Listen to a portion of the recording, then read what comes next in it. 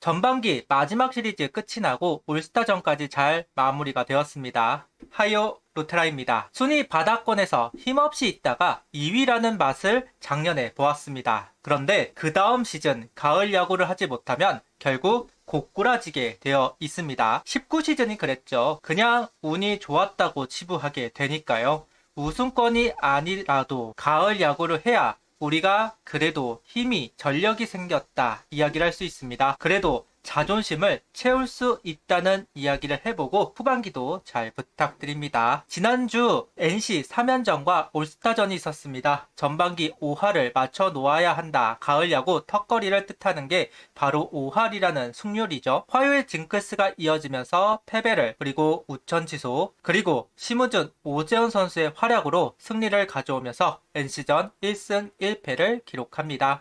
시즌 초 불펜의 붕괴, 그리고 선발진의 붕괴로 이어지더니 타선 침묵, 4월, 5월, 6월 달마다 문제가 생기면서 5위까지는 육박했지만 고착화가 된 전반기이기는 합니다. 그래도 잘 버텨냈다고 할 수는 있을 것 같습니다. 무너져도 이상할 게 없는 하위권으로 곤두발질 쳐도 이해가 될 만한 상황들, 위기들이 참 많았었는데 요소 분위기를 바꾸는 선수들이 등장을 하면서 승부를 걸 수 있는 시간을 벌었다고 생각을 합니다. 시즌 초에는 허인서 선수가, 그리고 5월달로 넘어온 새로운 필승조 선수들이 구축이 되면서 6월달로 오면서는 박준영 선수와 화이트 선수가 역할을 해주면서 위기들을 넘어갈 수 있었다고 생각을 합니다. 현재 팀 순위를 살펴보면 삼성이 기어코 LG를 넘어서 1위로 올라선 채 전반기를 마쳤고요. 삼성이 지난 시즌 하나와 비슷한 행보를 보여주는 것 같아요. LG 독주 기간이 있었고 그 기간이 지나고 1위로 올라섰던 한화, 이번 시즌은 삼성이 그 역할을 하고 있습니다. KT 추락세가 있었는데 3승을 하면서 추락을 막을 수 있었습니다. 기아, 두산, 한화, NC 제자리 걸음이 지속되고 있는 상황에서 현재는 롯데 상승세가 무섭습니다.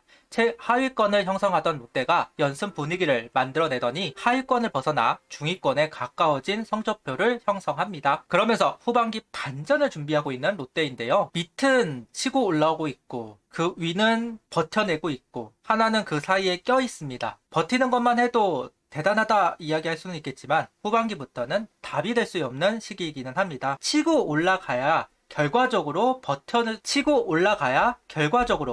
셈이 될 겁니다. 버티면 밀릴 수밖에 없는 살얼음판 상황이 이어지고 있습니다. 후반기는 시행착오가 없어야 합니다. 이젠 앞만 보고 달려야 할 시기가 되었습니다. 달릴 수 있는 준비가 되어 있기를 바라겠습니다. 이번 주는 키움과 4차전이 준비되어 있습니다. 개막전을 키움이랑 진행이 되었고 당시 2연전을 했었는데 이번 후반기 시작할 때는 시리즈 하루가 더 붙어서 4연전이 진행이 되네요. 시즌 시작과 후반기 시작은 힘 대 힘의 대결이라고는 표현을 종종 쓰게 됩니다. 시즌을 하다 보면 선발 순서는 바뀌기 마련. 그런데 시즌 시작과 후반기 시작은 그 팀의 선발 순서대로 붙다 보니까 그 팀의 힘으로 상대를 극복할 필요가 있습니다. 그래서 경기 결과가 그 뒤 시리즈까지 연결이 되는 경우가 많이 있다. 이겨낼 필요가 있다는 이야기를 꼭 해보고 넘어가고 싶네요. 일단 이번 NC전을 통해서 하위 타선에 포진된 선수들의 타격감이 있다는 부분, 고무적인 대목이라고 할 수 있겠죠. 어쨌든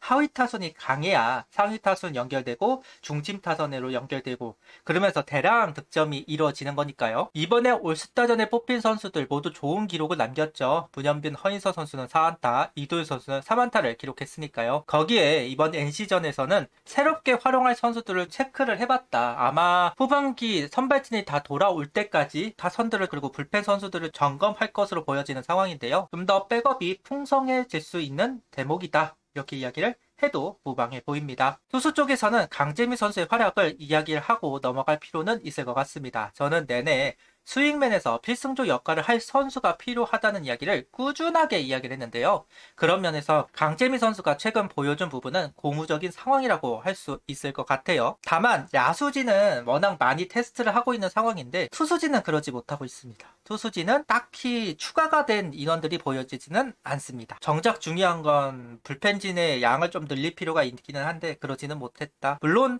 그렇다고 해서 점검을 아예 안 한 것은 아니기는 하죠. 그래도 투수진을 다 점검해봤다고 생각이 들어요. 올라올 수 있는 선수들은 이미 한 번씩은 올려가지고 테스트를 진행했다고 보기는 합니다. 그 가운데 강재민 선수가 좀 살아남는 분위기를 마련해 준 것 고무적인 대목이에요. 이번 시리즈 4차전으로 치러진다 이야기를 했는데요. 그러다 보니 목요일부터 후반기가 시작이 됩니다. 순번은 상황에 따라 전략에 따라 달라질 것으로 보이기는 합니다. 현재 하나 1군 엔트리에 있는 선수는 화이트와 왕혜청 선수입니다. 두 선수가 결국 목요일, 금요일을 책임질 것으로 보이는 상황. 당연히 키움에서도 안우진과 알칸타라를 내서 경기를 치를 것으로 보여지는 상황입니다. 그 뒤를 말소가 된 순서대로 에르난데스, 류현진, 박준영 순으로 진행이 될 것으로 보이는데요. 만약에 박준영 선수가 5선발로 나오면 다음 주가 이제 일주일 2번 등판이 되는 셈이 되는 거거든요. 이 부분이 좀 껄끄럽기는 한데 그래도 순번대로 말소가 된 순번대로 일단은 이야기를 해야 할 것 같기는 합니다. 키움 같은 경우는 누가 나와도 이상하지 않죠. 박준현, 배동현, 하영민 크게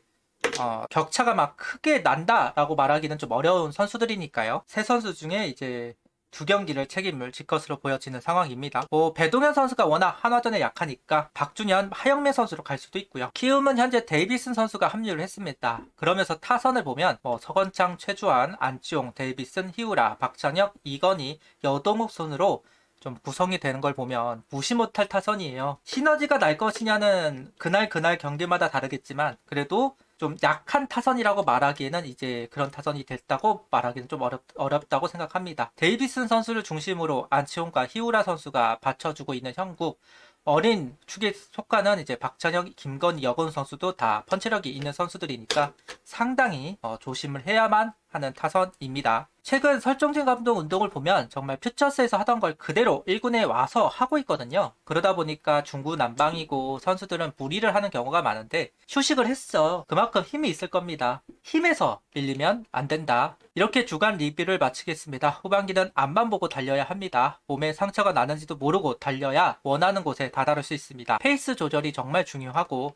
키움 4연전을 잘 활용해 분위기를 만들어내면 좋겠습니다. 연승이 필요한 시점입니다. 연승을 가야 선수들이 좀 더 편하게 후반기를 대비할 수 있을 것이고 특히나 9월달 아시안게임이 있기 때문에 타 팀들도 다 아시안게임에 차출이 되어서 나갈 선수들이 있기는 하지만 하나 입장에서는 중심 타선에 두 선수가 빠지는 거고 선발에 한 자리가 빠져 있는 셈이나 다름이 없죠. 결국 8월달 어느 팀이 연승을 통해서 많은 승수를 쌓고 여유 승수를 만들어 갈 수 있는가. 상위 팀들이야 상관없겠지만 중위권 팀들 특히나 5위 턱걸이 상황인 하나 입장에서는 9월 오기 전에 승수를 쌓아가지고 9월달 유지할 수 있는 상황을 만들어내는 것, 그게 중요할 것으로 보여집니다. 그러기 위해서는 나갈 선수들의 자리를 참 잘 채울 선수들을 찾아야겠죠. 왕일창 선수 같은 경우는 아무래도 황준서 선수가 그 역할을 할 것으로 보여지고 문현빈 선수는 최인호 선수, 노시안 선수는 아무래도 현 시점에서는 한지훈 선수가 유력한 후보가 되지 않을까 싶은데 그 선수들이 역할을 하고